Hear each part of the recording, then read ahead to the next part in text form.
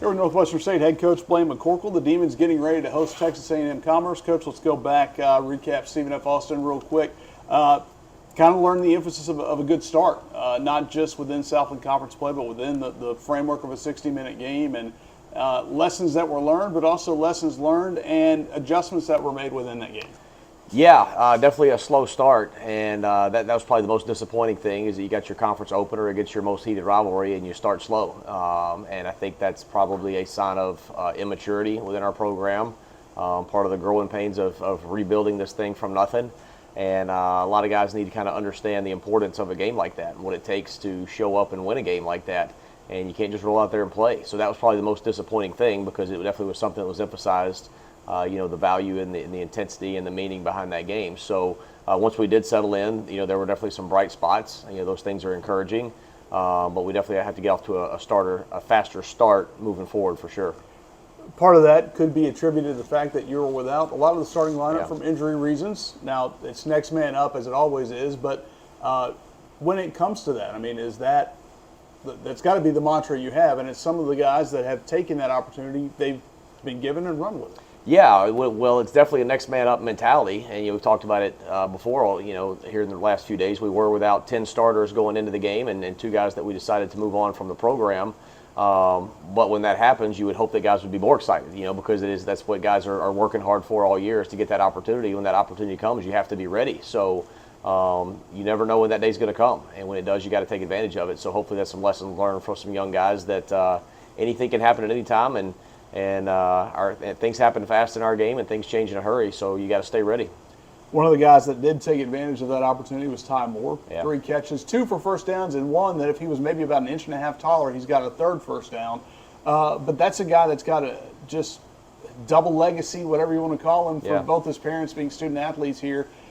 What has he brought to this team? And he's got to be one, I think, that you probably don't have to teach much about the history of Northwestern. No, you don't. He takes a lot of pride in this school, and he loves this place. And I think when we recruited him, it was an easy sell for him. His dad was an outstanding tight end here, won some conference championships under Coach Govan, I believe, and then mom was an outstanding track athlete. I think she held a ton of records for a long time. So he definitely is a legacy here, and he loves this place. And his kind of breakout performance, if you will, on Saturday really didn't surprise us because he's done a great job all year on special teams. And when he had his chance to go in and play some receiver, he's done some good things. So he's got a good future here. He's a good football player, and I think people will probably see his name popping up a lot more as the year goes on.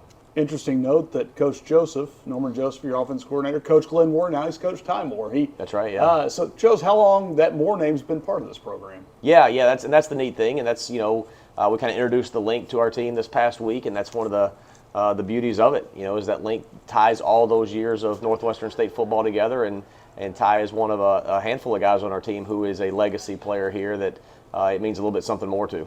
Ties. There's a great Caddyshack reference in there somewhere. There you go, yeah. We're not talking Caddyshack. We're talking football. And when you look ahead, Coach, you're back at home.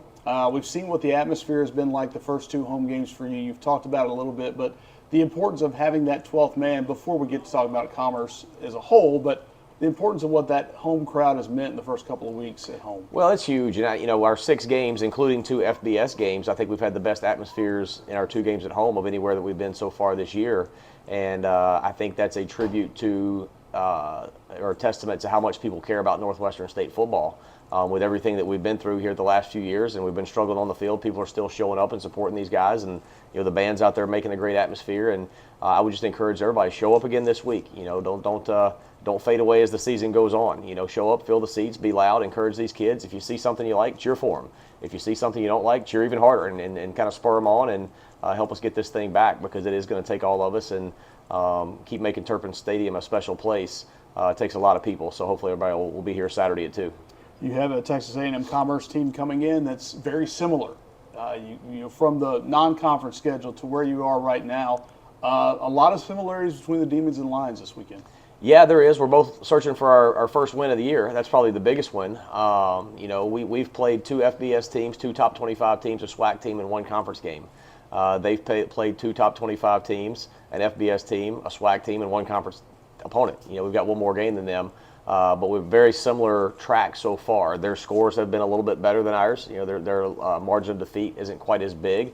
I don't think anybody would say that they wouldn't be favored in this game. That's just the reality of what it is. But we got to show up and play, and it's a great challenge for us. And I think both teams will be coming here pretty hungry and excited to play at a high level and get that first win. And hopefully lessons learned from last week will start a little bit faster and give ourselves a chance.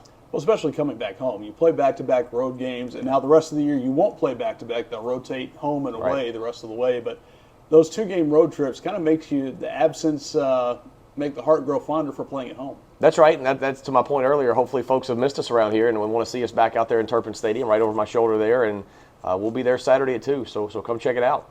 Coach, thanks for your time. Thank you.